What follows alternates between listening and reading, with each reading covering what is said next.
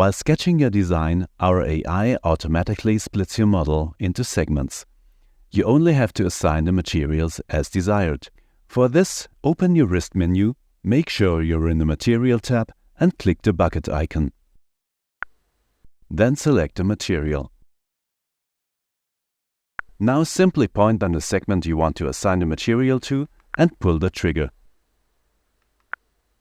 To assign a different material on another segment, just select another material and repeat the process.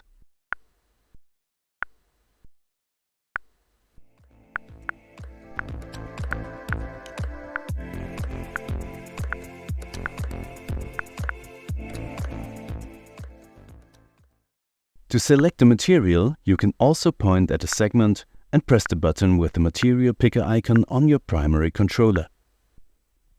To remove a material from a segment, just point at it and press the button with the eraser icon on your primary controller.